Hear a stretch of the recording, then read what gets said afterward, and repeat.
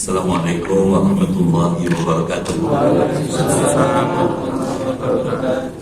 Bismillahirrahmanirrahim.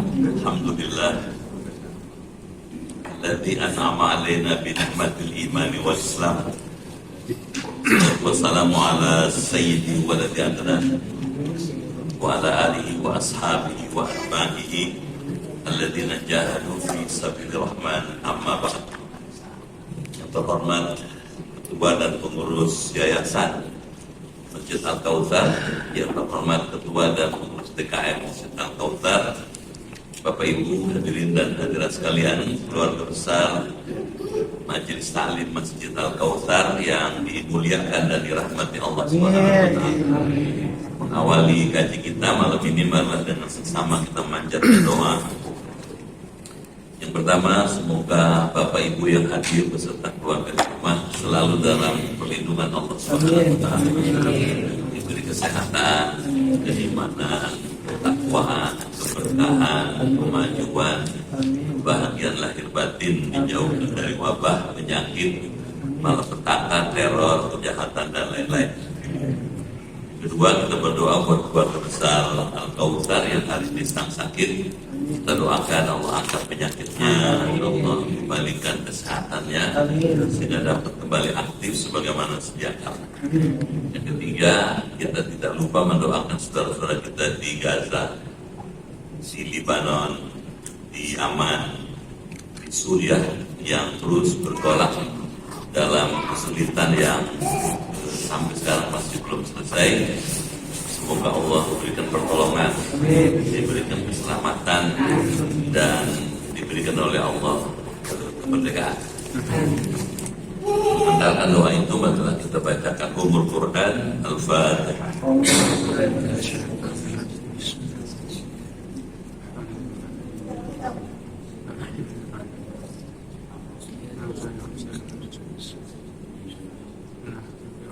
Bismillahirrahmanirrahim.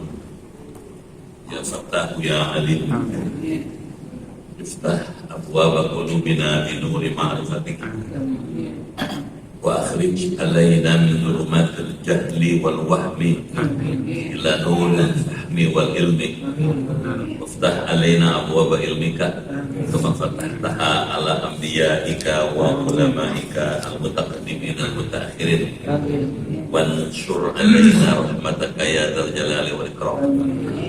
Allahumma sallimna wa sallim dinana wa sallim ahlana wa auladana wa dhurriyyatana wa sallim jama'atana wa bil khusus jama'ah Masjid Al-Kautsar min afati dunya wal akhirah wa la tasluh wa tanasa imanana wa la tusallim alaina man la yakhafuka wa la yarhamuna warzuqna khairai dunya wal akhirah innaka ala kulli syai'in qadir. Allahumma a'izzal Islam wal muslimin, Allahumma ahlan, Allahumma dammir a'da'aka a'da'adin, Allahumma ahlikil kafarata wal muqtadi'ata wal musyrikin. Allahumma ya Rahman ya Rahim ya Karim, wansurna wansur ikhwana al muslimin fi Filastin wa Libanon wa Lubnan wa Suriah wa Yaman min aduwihim al-Israeliyin as-Sufyoniyin. Allahumma ansur man nasaraddin wa khudul man khadala muslimin. Rabbana atina fid dunya hasanah wa fil akhirati hasanah wa qina azabannar. Walhamdulillahi rabbil alamin. Bapak Ibu dimuliakan Allah, malam ini kita bersyukur dapat kembali bertemu dalam kajian ilmu tauhid dari kitab Jauharatul Tauhid pada halaman 87. Saya menyampaikan ucapan terima kasih dan penghargaan yang tinggi pada Bapak dan Ibu, juga Pak Uki yang dengan tekun mengikuti kajian ini. Semoga saya doakan semuanya masuk surga. Silakan dibaca. Bismillahirrahmanirrahim. Wa inna lil amri nasrul muhibah wa lam yakun nasrul ta'rifah. Qul wa inna lil al-amri. Di dalam bab ini Muslim akan berkomentar terhadap pendapat ahli sunnah, yaitu pendapatnya pertentangan antara kaum Jabariyah dan kaum Qadariyah. Adapun Qadariyah terlalu sangat berpegang teguh kepada syariat sehingga akibatnya tidak mau berserah diri kepada Allah, hanya mengandalkan terhadap pekerjaannya sendiri. Adapun kaum Jabariyah sangat berpegang teguh terhadap hakikat sehingga sama sekali dirinya tidak mempunyai keinginan dan semuanya diserahkan kepada Allah, dan akibatnya mereka tidak mau berusaha. Ayat yang dipegang oleh Qadariyah adalah laha ma kasabat wa 'alaiha ma kasabat, yang kesimpulannya yaitu yang kesimpulannya manusia untung dan ruginya tergantung kepada kasarnya. Dan ayat yang dijadikan pegangan Jabariyah adalah wallahu khalaqakum wa ma ta'malun, yang kesimpulannya manusia dan pekerjaannya semuanya tergantung Allah Subhanahu wa taala. Maka untuk Ahlussunnah wal Jamaah itu pertentangan antara pertengahan antara Jabariyah dan Qadariyah, yakni ayat yang dijadikan pegangan oleh Jabariyah dan Qadariyah dikumpulkan dan digunakan oleh Ahlussunnah wal Jamaah. Maka kesimpulannya Ahlussunnah wal Jamaah berpendapat bahwa manusia wajib kasar, akan tetapi kasar tersebut tidak berpengaruh, seperti wajib makan kepada manusia yang ingin kenyang, sedangkan yang memberikan kekenyangan adalah Allah, dan manusia yang ingin bahagia maka harus melaksanakan taat atau takwa. Sebab di dalam syariat kebahagiaan itu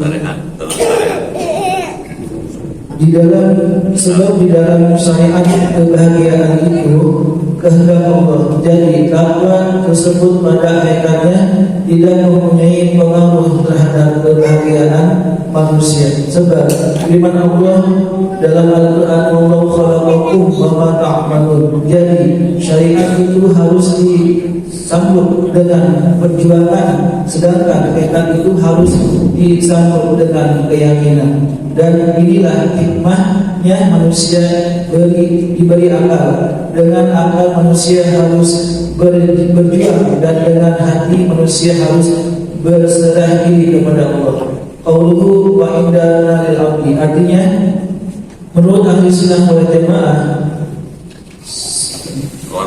seorang hamba wajib kasar, akan tetapi kasar tersebut tidak berpengaruh. Kasar dengan mempraktekannya syariat dan tawakal dengan mengiktikadkan terhadap tekad, yakni hakikatnya kita bisa bekerja dan pengaruhnya Allah Subhanahu wa taala lah yang menjadikan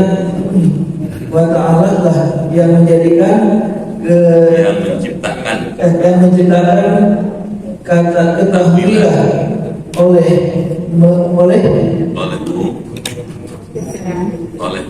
olehmu keterangan ini dengan benar. Ya, maksudnya ya. Bapak Ibu rahmati Allah, apa maknanya? Seperti apa pahamnya? Bagaimana kita bisa mempraktekannya? Wa indana, dan menurut Ahlussunnah wal Jamaah, lil abdi kasbun kullifan, bagi hamba Allah harus kasar usaha. Yang diperintah harus katanya mengikuti syariat. Jadi meskipun kita sudah punya ilmu yang banyak, tetap aja syariat mesti dijalankan, usaha mesti dikerjakan, ikhtiar mesti dikembangkan. Walam yakun mu'athiran fal ta'rifan, dan kasab itu tidak memberikan pengaruh.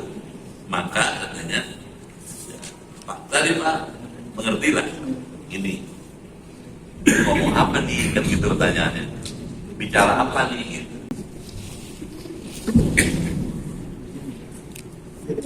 Ada Ilmu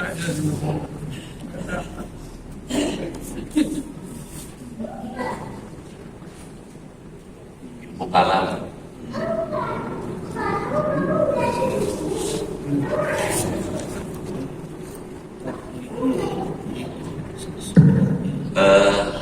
Apa itu ilmu kalam? Sebelum ilmu kalam, kita mengenal ilmu tauhid. Ilmu tauhid.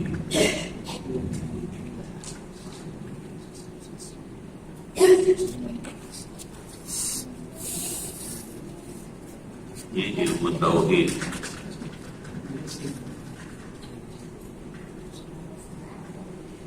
Syekh Ibrahim Al-Laqani mengatakan semua ilmu yang ada di dalam Islam dan diketahui oleh banyak orang sumbernya dari sini, gitu. Asalnya dari sini. Pokok dari semua ilmu ada ilmu tauhid. Kenapa? Karena dia mengajarkan tentang sesuatu yang sangat prinsipil, sangat mendasar tentang Allah. Jadi objeknya ini Allah nih, Allah Subhanahu wa Ta'ala. Ilmu tauhid.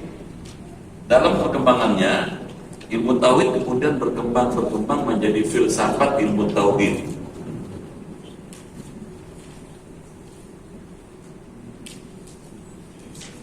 Ilmu tauhid.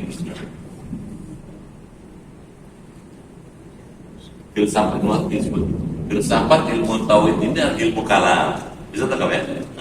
Jadi kalau ini difilsafatkan, jadi ini jadi ilmu kalam. Nah,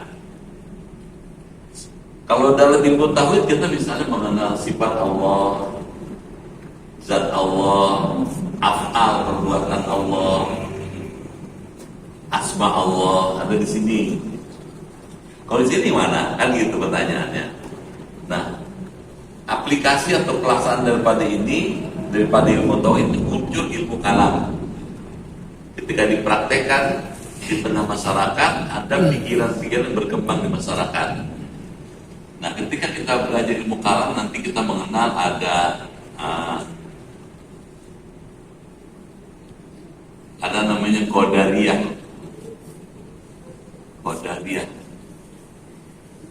Ada namanya Jabariyah. Di tengah-tengahnya ada Ahlus Sunnah wal Jamaah.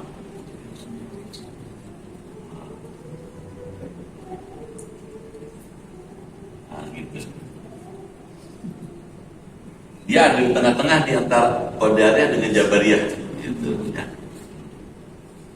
Seperti apa Qadariyah, seperti Jabariyah, kita baca lagi dulu, nah, biar lebih jelas.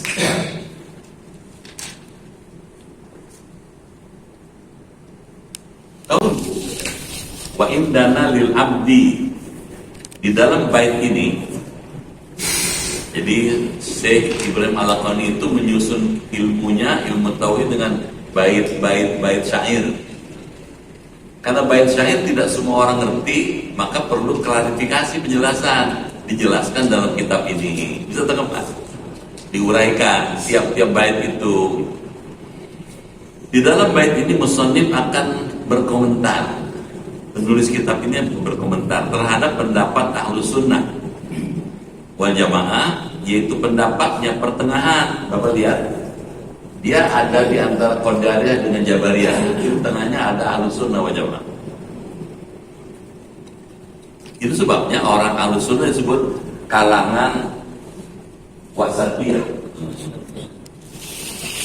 Kalangan wasatiyah. Al-wasatiyah.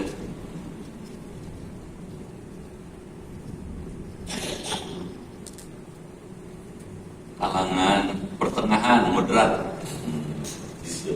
Dia ada di tengah-tengah dia. Tidak ekstrim ini, tidak ekstrim ini. Nah,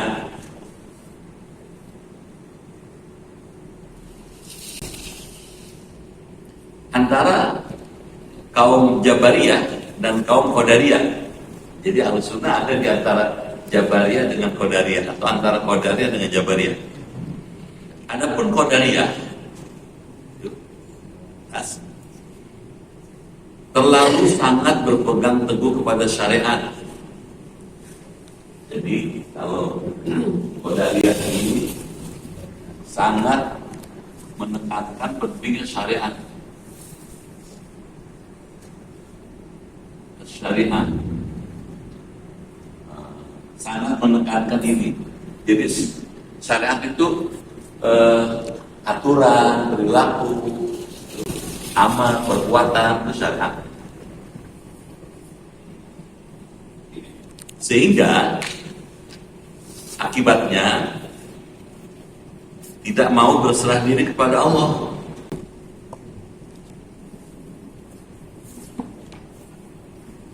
Hanya mengandalkan terhadap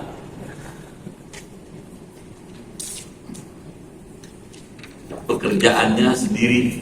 Jadi ngandelin kerja gitu. Yang penting kerja, yang penting perbuatan, yang penting amal.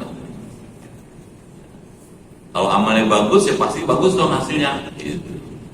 Tidak ada keinginan untuk berserah diri kepada Allah katanya gitu.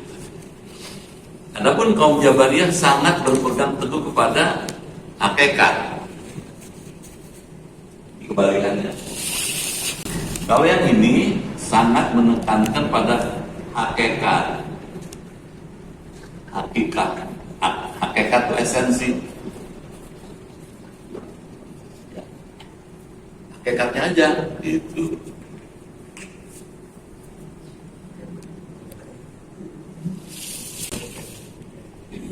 Sehingga sama sekali dirinya tidak mempunyai keinginan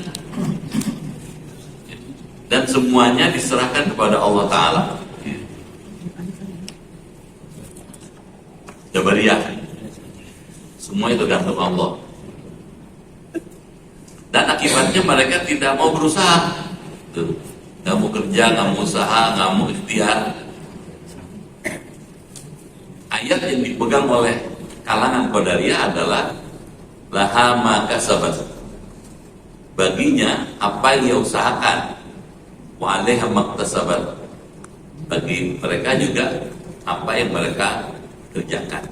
Yang kesimpulannya manusia untung dan rugi tergantung kepada kasab usahanya. Jadi kalau pakai bahasa yang lebih gampang, kalau Qadariyah ini sangat menekankan usaha, kasab usaha, ikhtiar fisik.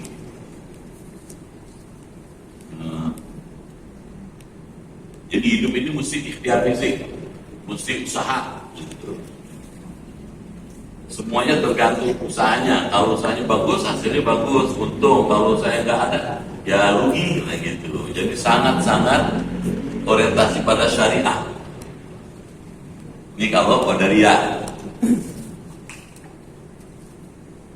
Jadi kita maju apa enggak tergantung kita. Kita sukses atau tidak tergantung kita. Kita mau nggak merubah diri kita.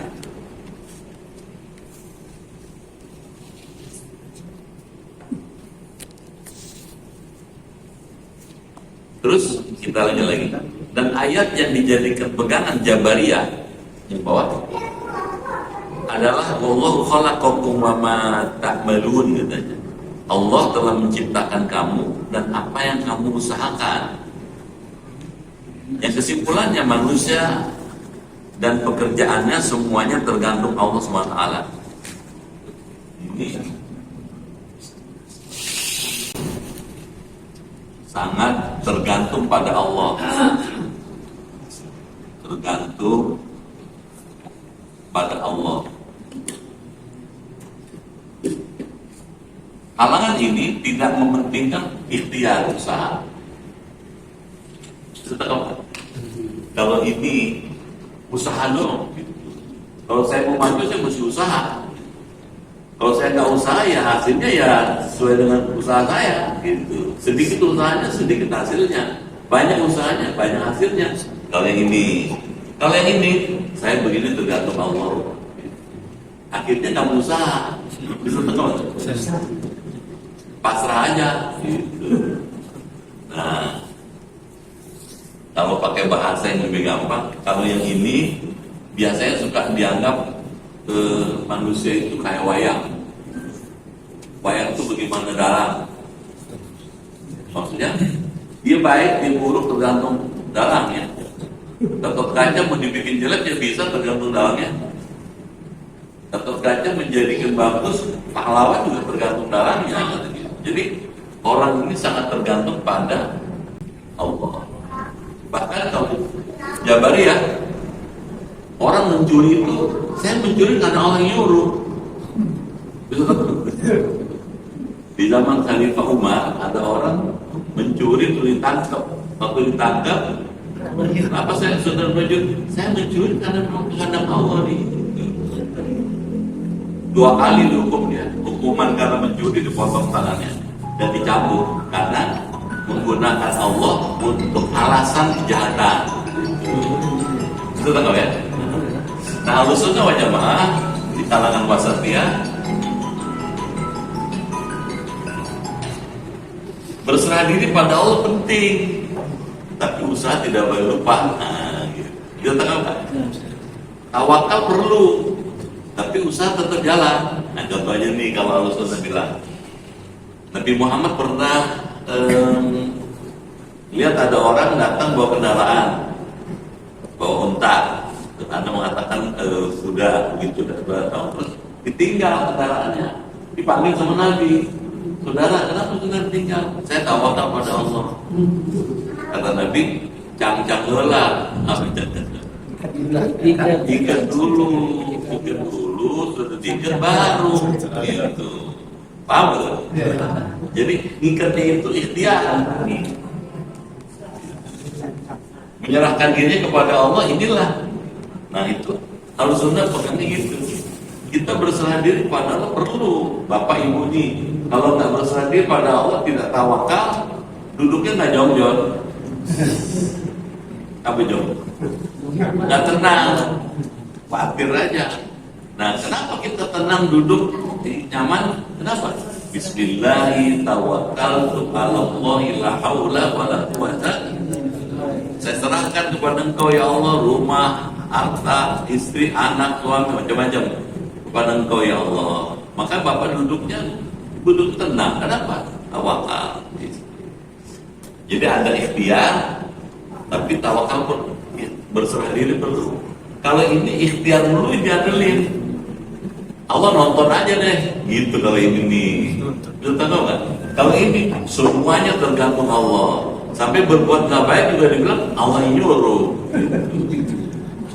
Di antara dua kubu yang berbeda ini ada al-wasatiyah, Ahlussunnah wal Jamaah. Bisa tahu kan? Tetap usaha, tetap. Bapak masuk surga, ibu masuk surga, bagus, sholat dong. Kita pengen tahu ilmu, bagus.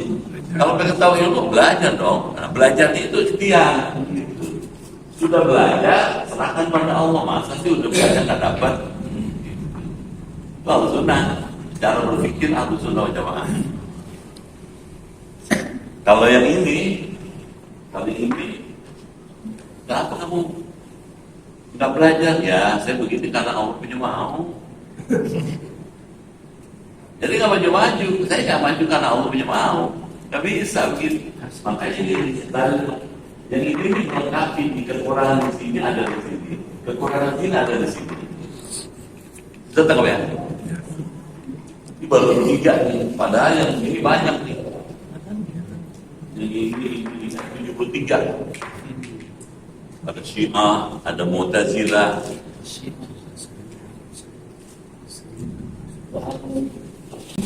Ini baru disinggung 2 ya, Jabariyah, Qadariyah. Maka katanya untuk Ahlussunnah wal Jamaah itu pertengahan antara Jabariyah dan Qadariyah. Ayat yang dijadikan pegangan oleh Jabariyah dan Qadariyah dikumpulkan dan digunakan oleh Ahlussunnah wal Jamaah. Maka kesimpulannya Ahlussunnah wal Jamaah berpendapat bahwa manusia wajib kasab, wajib usaha. Kalau mau maju, mau berhasil ya usaha dong. Akan tetapi kasab tersebut tidak berpengaruh seperti wajib makan kepada manusia yang ingin kenyang. Sedangkan yang memberikan kekenyangan adalah Allah. Dan manusia yang ingin kebahagiaan, yang bahagia, maka harus melaksanakan taat atau takwa. Jadi kalau yang ini, kalau sudah jamaah bilang, ini kalau ini bilang,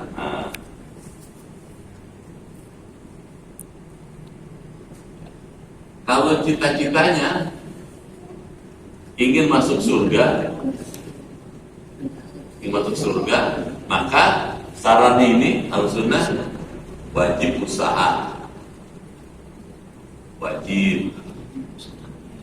Di samping wajib usaha, dia juga harus tawakal. Gitu. Itu tawakal. Kalau pengen masuk surga, sholat dong. Sholat itu usaha namanya. Gitu. Ibadah dong. Nih. Kalau udah ibadah, hasil tidaknya ibadah serahkan pada Allah. Fa idza faraqta fansab wa ila rabbika. Gitu. Apabila kau sudah selesai dari satu perbuatan amal, kerjakan amal yang lain. Wa ila rabbika farghab, kepada Allah lah kamu serahkan urusanmu. Gitu. Jadi kalau punya cita-cita pengen masuk surga, harus usaha dong, usahanya taat, tawakal wajib, serahkan pada Allah. Mana buktinya? Nabi Ibrahim, Nabi Ismail begitu selesai membangun Ka'bah, Nabi Ibrahim baca doa, Rabbana taqabbal minna innaka antas samiul alim. Mana kan? Diam aja. Rabbana taqabbal minna, ya Allah terimalah amal kami. Innaka antas samiul alim. Engkau Maha mendengar, ya Maha mengetahui. Udah selesai dikerjakan, serahkan pada Allah. Nah, harusnya gitu. Paham ya? Di sini. Baik, kita lanjut lagi.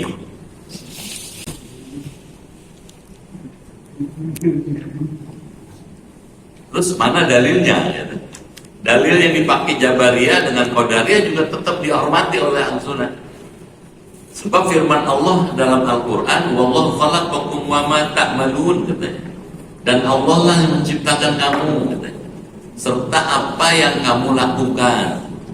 Bapak nih, Ibu malam ini ada di Masjid Al-Kautsar, ini kan amal.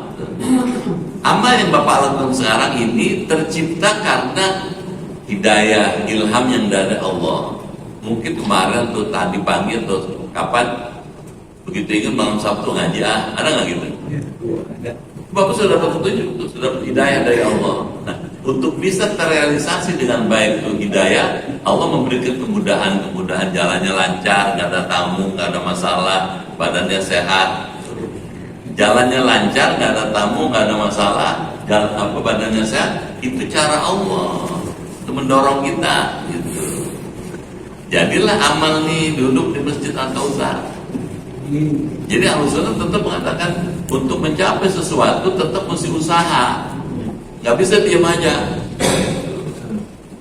nggak bisa nyerahin sepenuhnya pada Allah. Bisa ditangkap ya? Bisa. Jadi syariat itu harus disambut dengan perjuangan, katanya. Sedangkan hakikat itu harus disambut dengan keyakinan. Untuk bisa menjalankan syariat, orang harus berjuang, berusaha.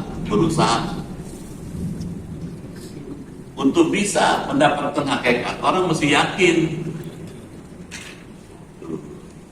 Bisa tangkap kan? Nah, makanya dalam ilmu tasawuf, ya, atau dalam bahasa lain esoterisme Islam,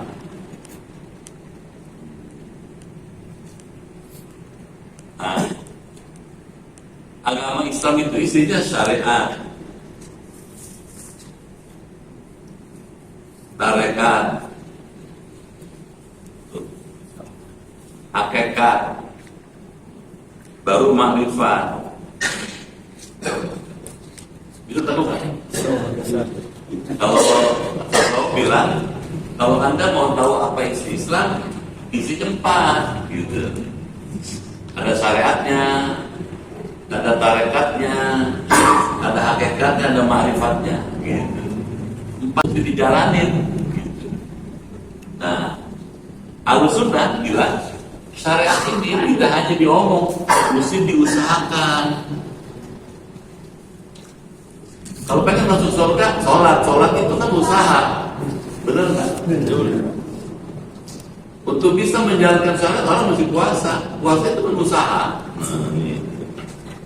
Tarekat itu usaha yang lebih optimal. Ini yang lebih optimal, lebih spesifik. Hakikat, dia baru merasakan intinya persoalan. Dia sudah menyentuh persoalan itu. Hakikatnya kita bisa begini karena Allah. Setuju nggak? Setuju.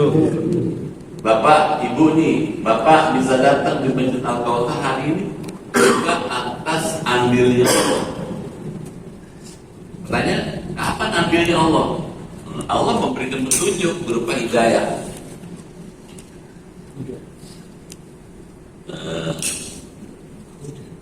Hidayah itu isinya ada banyak. Hidayah itu petunjuk. Satu, ada hidayah yang bersifat intuisi. Intuisi. Kalau bahasa lainnya ilham. 2-3 hari malam atau tadi pagi, Bapak dapat ilham. Oh, malam Sabtu ya, ngaji. Dapat ilham tuh, dapat petunjuk tuh, dapat hidayah. Beneran Ibu? Ada petunjuk yang bersifat ya, instinktif, naluri. Bapak pernah susah nggak? Gimana? Orang bilang apa dulu orang susah. Kalau susah, orang biasa teriak ya Allah, ada gitu. Begitu susah, begitu sakit, ya Allah gitu. Kenapa teriaknya Allah? Karena dalam dirinya ada insting, ada naluri yang bisa menolong kita, cuma Allah nolong. Itu petunjuk juga, itu hidayah juga. Ada hidayah yang bersifat kognitif.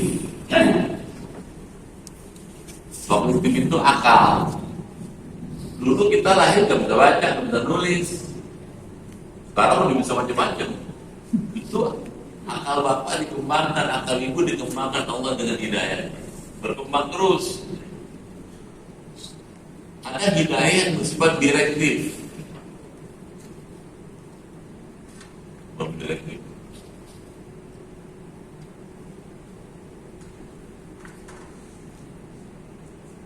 Otoritatif. Orang tadi bukan Islam, karena mendengar orang baca Quran masuk Islam. Nah, hidayah dapat hidayahnya. Sayyidina Umar ketika pulang dengar adiknya lagi baca Quran, masuk Islam.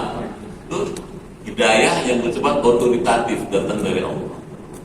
Tapi ada hidayah yang bersifat masih kalau saya tambahin ya, yang bersifat direktif.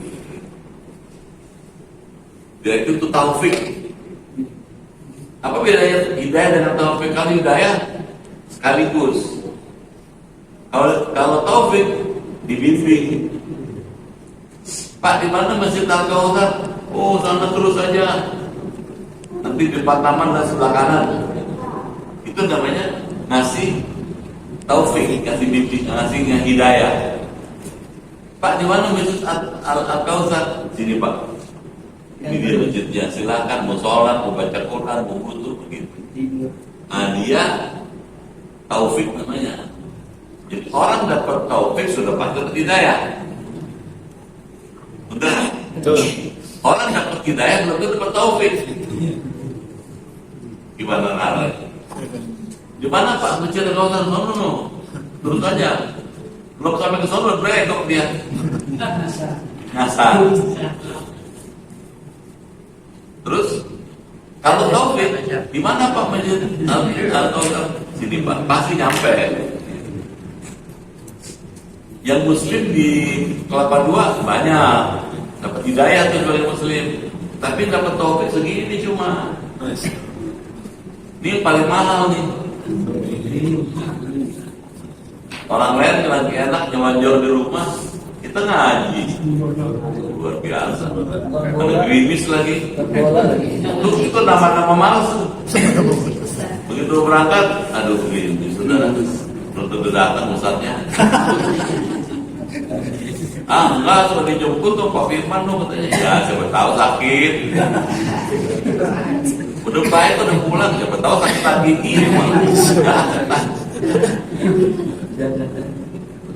Nah, kalau saya menambahkan ada yang keenam nih, hidayah itu banyak Pak, yang suportif. Suportif itu mensupport, mendukung. Apa itu mauna?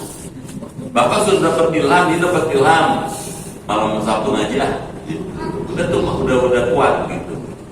Nah, supaya nyampe ke Al-Kautsar pas malam Sabtu didukung oleh Allah, badannya sehat, gak ada masalah, jalannya lancar, gitu.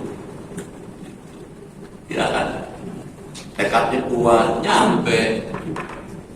Jadi gak bisa dibayangkan orang hidup tanpa hidayah. Hidayah ini kemudian membuat orang mau menjalankan syariat. Orang mau meneruskan dengan tarekat. Orang kemudian kepengen dapat hakikat intinya. Kalau orang sudah sampai sini, dia sudah sampai kepada esensi hakikat makrifat itu sesungguhnya. Esensi dari Islam itu sendiri. Kenal Allah. Misalnya, apa bedanya iman dengan makrifat? Nah, ini kan mesti diterangin ya. Kalau iman percaya,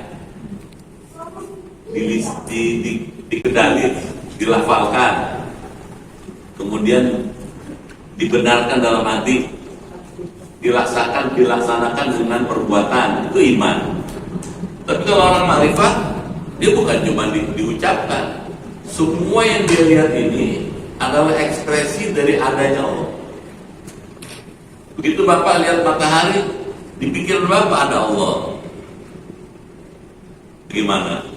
Setuju nggak? Begitu Bapak lihat matahari, matahari itu tercipta karena ada penciptanya. Dia nggak bisa deh tiba-tiba ada sendiri, mesti ada sebabnya. Begitu Bapak itu lihat langit, di pikiran kita ada Allah. Bapak lihat bumi dengan segala isinya, di pikiran kita ada Allah. Jadi kemana saja kita menghadap, sebenarnya sedang berhadapan dengan Allah. Setuju nggak? Setuju. Dia sudah makrifat tuh. Nah, kita mau menuju ke sini. Nah, Ahlussunnah ngajarin ini penting gitu. Tapi jangan lupa, ya hakikatnya tawakal itu juga nggak boleh lupa gitu, supaya tercapai tujuannya. Tetap ya.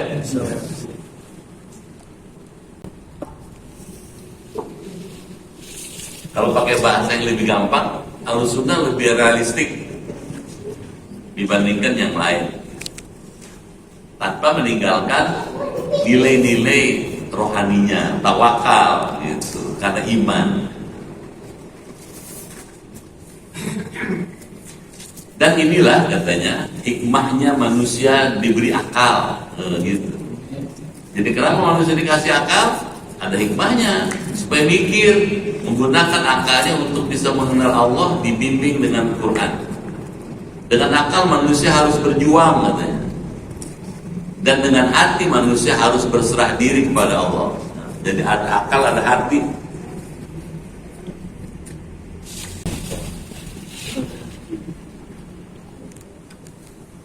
Akal, karena ada akal manusia mesti berjuang nih, harus berusaha nih. Tuh. Karena ada hati, manusia kemudian gitu. Iman, yakin. Tepatnya yakin di hati. Akal mikir, orang mau berjuang nih syariat.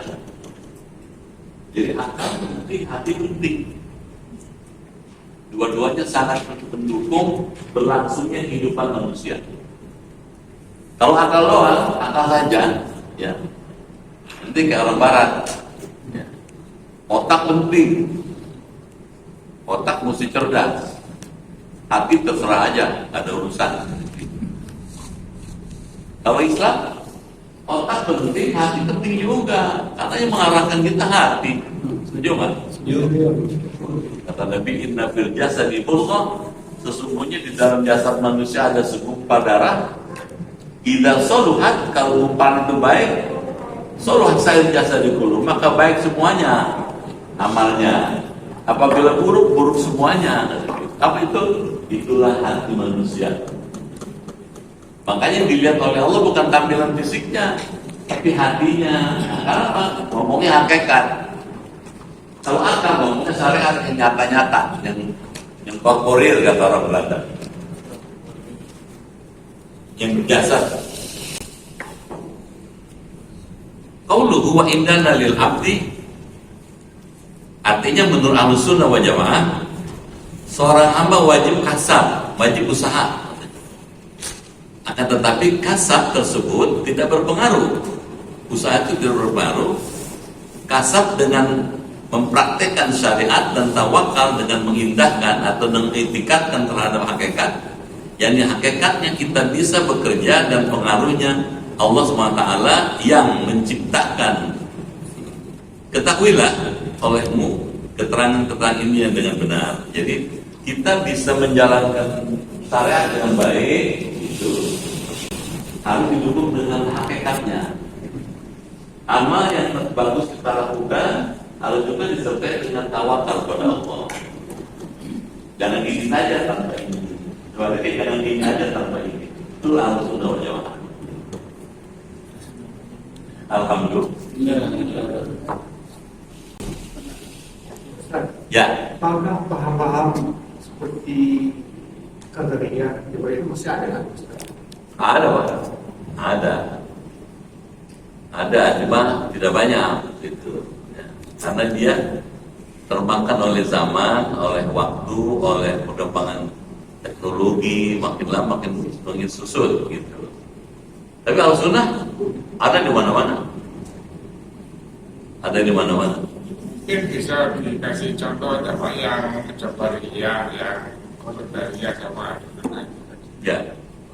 ormas atau negara mana saja misalnya, atau barangkali misalnya antara Fatah dan Hamas ini, apakah mereka itu Ahlussunnah apa yang mana?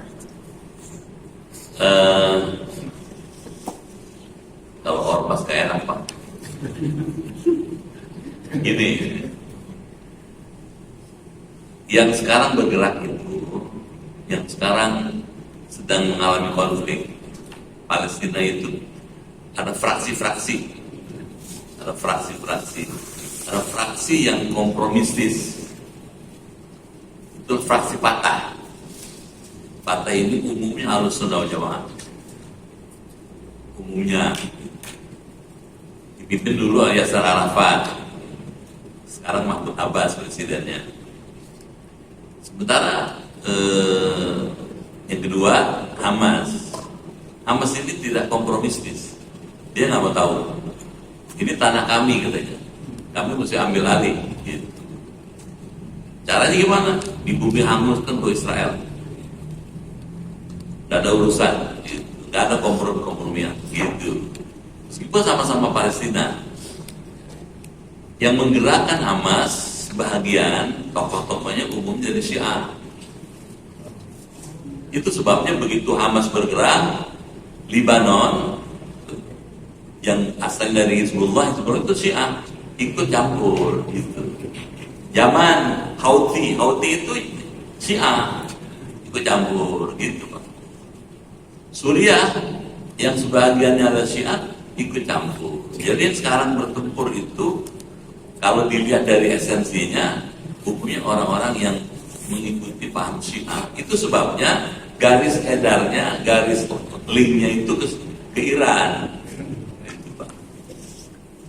Gak ada kompromi gitu. Nah, kalau yang satu lagi Fatah, yang penting kami merdeka. Buat kami bagaimana membangun negara terhormat, berkedaulatan, dihargai oleh bangsa lain. Cara kami membangun urusan kami gitu. Tidak dengan kekerasan umumnya. sebagian besar Mahmud Abbas, Yasir Arafat itu Ahlussunnah wal Jamaah semua. Ada usaha gitu, tapi non violence, tidak dengan kekerasan. Karena sudah pernah jadi dulu perang 7 Oktober zaman dulu, ya. Zaman dulu itu selalu ya oleh fakta di lapangan selalu kalah. Kenapa? Karena yang dilihat bukan Israelnya, di balik Israel itu ada Amerika Serikat. Makanya begitu terjadi konflik, kapal induk terbesar Amerika Serikat merapat ke sana.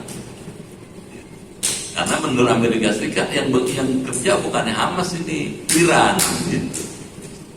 Jadi makin ruwet nih urusan.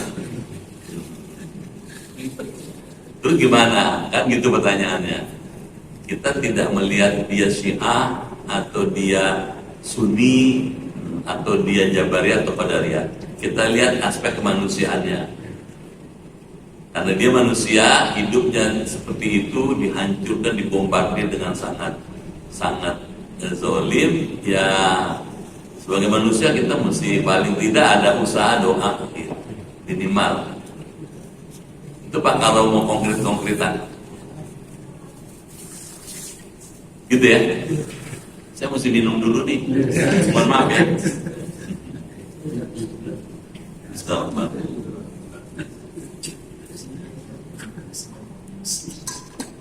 Nanti kalau kita belajar lagi, Syiah itu nggak sendirian, dipecah lagi Pak. Ada cabang-cabang itu Pak. Ya ada belasan cabang. Qadariyah juga ada pecahannya lagi, Jabariyah ada pecahannya lagi. Jadi kalau dijumlah 73. Ya, pecahannya banyak tuh. Gitu. Nah, dalam kitabnya Syekh Abdul Qadir Jailani tentang ini, beliau jelaskan tuh mana yang Sunni, mana yang bukan Sunni. Tapi kitab ini ilmu tauhid Pak. Kitab kita ilmu tauhid. Nah, karena ketika membicarakan ilmu tauhid, yang membicarakan soal-soal sifat Allah, bagaimana menyikapi Allah, untuk bisa dekat dengan Allah orang harus usaha. Gitu. Untuk bisa usaha berhasil orang mesti tawakal. Itu. Nah, karena usaha dan tawakal itu dua hal yang dibicarakan di sini, dalam prakteknya terjadi kayak begini, gitu. Ini lebih mementingkan usaha, yang ini mementingkan tawakal. Saya bagaimana Allah aja deh. Kalau ini kita mesti berusaha. Gitu. Nah di antara dua kutub ini muncul yang ini. Itu tak apa? Basis kajiannya ini ilmu tauhid. Ketika ilmu tauhid dipraktekkan muncul ini. Jelas?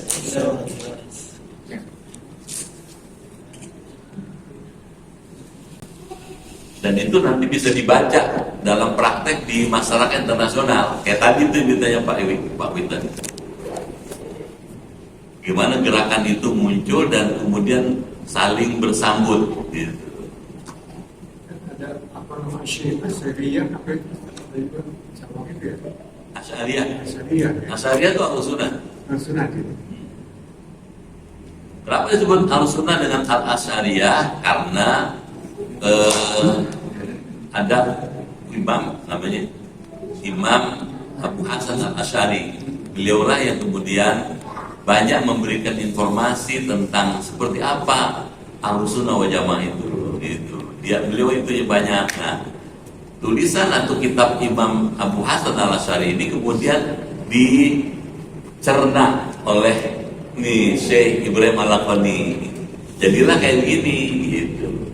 Hidupnya Abu Hasan Al-Asy'ari, karena namanya Abu Hasan Al-Asy'ari, pengikut sebut Asy'ariyah. Contohnya gampang nih Pak Asy'ariyah. Kalau kita dulu waktu masih kecil suka ngaji ya, wujud kita bangko ada kan? Itu Asy'ariyah. Tuh ilmu yang dasar, yang utama, yang pokok, yang paling mendasar dalam mengajarkan siapa Allah. Asy'ariyah mengatakan Allah punya sifat, ada yang wajib, ada yang mustahil, ada yang jaiz. Yang wajib ada 20. Nah, yang 20 itu wujud, idam, baqa, mukhalafatul lil hawadits, yang muta'ala bin nafsi, wahdaniyah, dan seterusnya. Itu kemudian dijabarkan jadi bukti ini gitu. Jelas ya? Kenapa pertanyaannya disebut jauharah, mutiara? Mutiara tauhid, permata tauhid. Karena kitab ini sudah membersihkan paham-paham akidah yang tidak tepat gitu. Yang masih permatanya, masih mutiaranya nih, yang belum ada campurannya, yang udah tercemar dipinggir-pinggirin. Karena itu ketika dia membicarakan ini, dia nyinggung ada yang sudah tercemar, yang tidak tepat. Itulah yang disebut Qadariyah, ada Jabariyah gitu. Bisa tangkap ya? Supaya apa? Supaya balik kepada aslinya gitu. Pertanyaan, kenapa Ahlus Sunnah wal Jamaah? Karena ada hadisnya. Kata Nabi, orang Yahudi Yahudi telah terpecah jadi 71 golongan. Nasrani jadi 72 golongan. Wasataftariqu ummati ala 73 firqah. Sedangkan umatku akan terpecah-pecah menjadi 73 golongan. Makin banyak ya. Kulluhum finnar, semuanya bakal masuk api kata Nabi. Illa wahidah, kecuali satu. Ditanya sama sahabat, mana yang satu itu ya Rasul? Mana yang satu yang selamat itu? Nabi pernah jawab, ma ana alaihi wa ashabi.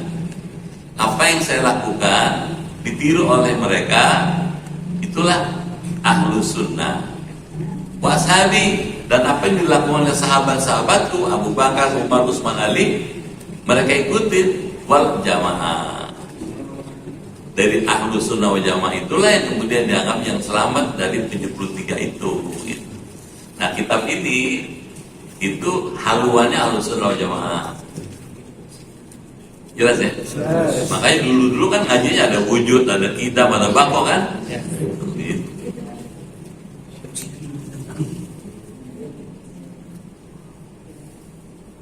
Gampang kan? Gak apa-apa kalau baru-baru udah mulai pusing itu tandanya mau ngerti. Kalau nggak pusing nggak ngerti. Kalau di rumah nggak ngerti, nggak mau pusing.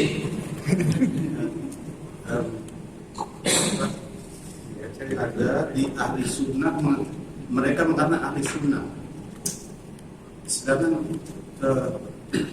patokan ahli sunnah Al-Quran, hadis, ijma, qiyas.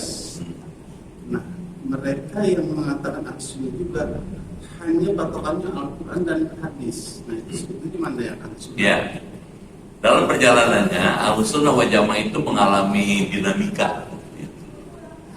Ada gerakan yang ingin nggak mau macam-macam, berdua aja, Al-Quran dan Sunnah gitu. Nah, gerakan itu dipimpin oleh Muhammad Abdul Wahab. Nah, kemudian lama-lama jadi gerakan Wahabi gitu. Pokoknya kalau bukan Quran hadis nggak ada. Nah, jadi persoalan gitu. Tidak semua persoalan yang ada di masyarakat itu bisa ada rujukannya di Quran dan Sunnah. Nggak semuanya.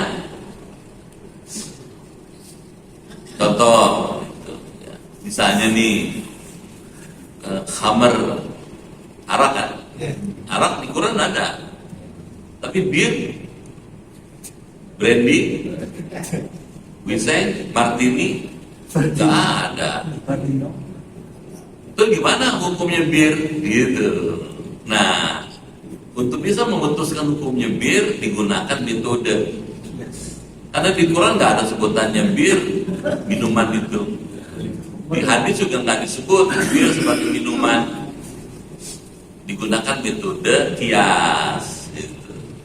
Makanya Al-Quran, As-Sunnah, Al-Qiyas. Gitu. Dengan qiyas ini maka bisa diterima. Oh, kalau gitu bir itu karena dia sedikit atau banyak memabukkan, maka dia kategori sama dengan khamr. Kalau khamr haram, maka bir juga haram. Tuh, karena kias, Pak. Nah, orang yang tadi itu cuma Quran sama Sunnah aja, karena nggak mau kias, gitu, nggak ada bir, nggak ada ayatnya, nggak ada hadisnya. Nggak ada contohnya. Bisa tangkap nggak? Contoh lagi nih, Pak. Quran, Sunnah memang rujukan pertama dan yang kedua. Yang ketiga ada kias, tapi nggak cukup dengan itu, mesti ada yang keempat, al-ijma'. Ijma' itu kesepakatan para sahabat dan para ulama tentang sesuatu hal. Misalnya nih, jadi panjang aja nih, nggak pulang-pulang. Contoh, bentar Pak. Apakah ada kias sama ijma yang levelnya paling tinggi, level dunia gitu Pak? Artinya satu kias, satu ijma dunia gitu, supaya mungkin Mesir sama Indonesia beda yang lain. Ya, kias itu ada karena ada masalah. Ijma itu ada karena ada masalah. Kalau masalahnya bersifat universal, maka putusannya universal, global, internasional. Itu ada di mana-mana. Contoh nih, kalau mau kembali ya, Nabi Muhammad itu sholat tarawih cuma 2 hari berjamaah. Malam pertama, Nabi keluar dari rumah ke masjid. Orang-orang lihat, sahabat lihat, Nabi kemana tuh, ke masjid ngapain? Oh, ternyata sholat, pada ngikutin sholat. Sholatnya lama, panjang, asik, bacaannya enak, sampai menjelang tengah malam baru berhenti. Yang semalam ngikut, besoknya cerita, saya semalam ikut Nabi sholat enak banget, panjang bacaannya, lama, rukuk sujudnya bagus, suaranya. Itu yang diceritain kepengen ikut. Nah, malam kedua masjid penuh dengan orang, dengan sahabat. Itu Nabi tetap sholat. Pas malam ketiga, dari mulai Isya nggak ditunggu-tunggu, Nabi nggak keluar-keluar. Itu orang pada sholat sendiri-sendiri di masjid seperti yang malam pertama kedua itu. Sampai subuh baru muncul Nabi. Gitu.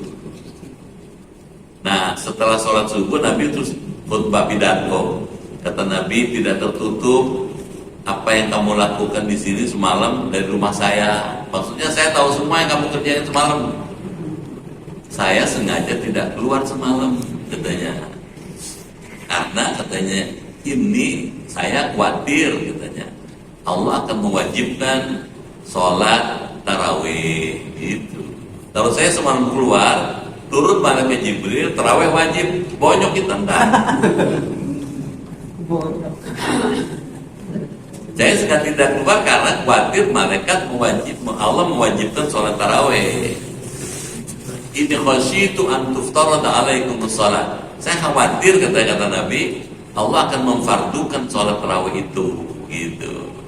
Maka Nabi nggak keluar. Sejak itu Nabi sholatnya di rumah tarawih, tidak berjamaah. Gitu.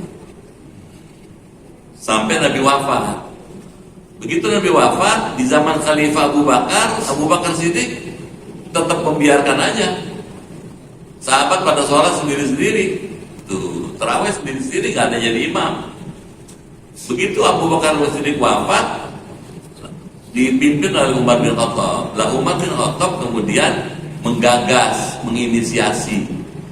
Kata Umar bin Khattab, menurut saya daripada sholat pada begini nih, ada di sono sini belingsatan nggak karuan gitu, kalau bahasa kelapa dua. Menurut saya ibu-ibu sholatnya di sana tuh, katanya di rumah Sulaiman Adari di seberang masjid. Imamnya Sulaiman.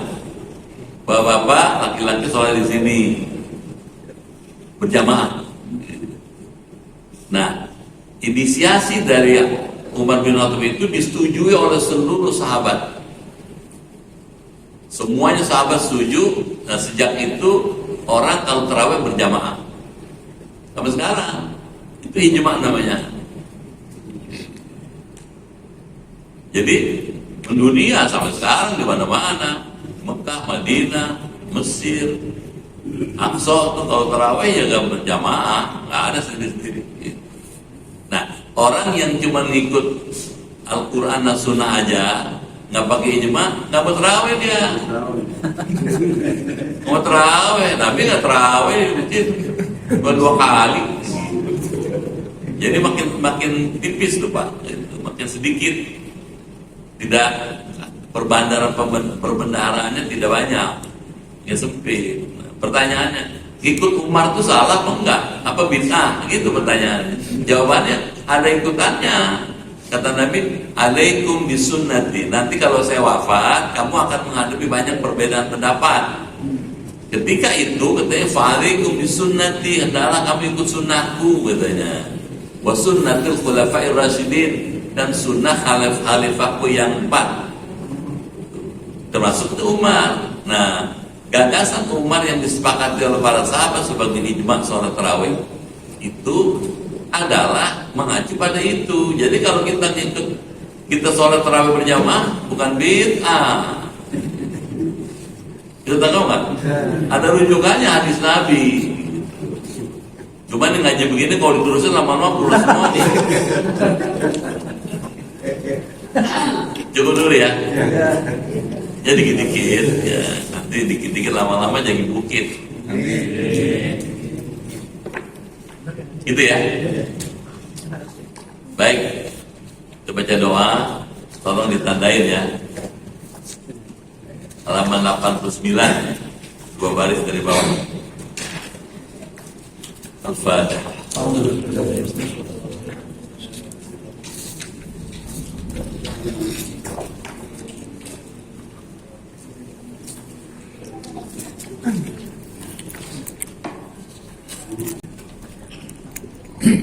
Bismillahirrahmanirrahim. Allahumma bihaqqil Qur'an wa bi kalamikal qadim wa bi Muhammadin khatamin nabiyyin wa bi haqqi ummil Qur'an alimna al-Qur'an wa faqihna fid din wa alimna ta'wil wa hdina ila sawa'is sabil. Allahumma inna nas'aluka imanan kamilan wa yaqinan sadiqan wa rizqan wasi'an wa qalban khashi'an wa lisanan dhakiran wa badanan sabiran wal afwa indal hisab wa najata minan nar. Allahumma khtim lana bi husnil khatimah wa la takhtim alaina bi su'il khatimah. Rabbana atina fid dunya hasanah wa fil akhirati hasanah wa qina adzabannar. Walhamdulillahi rabbil alamin. Sekian, lebih kurang mohon maaf, terima kasih. Sampai jumpa lagi. Assalamualaikum warahmatullahi wabarakatuh.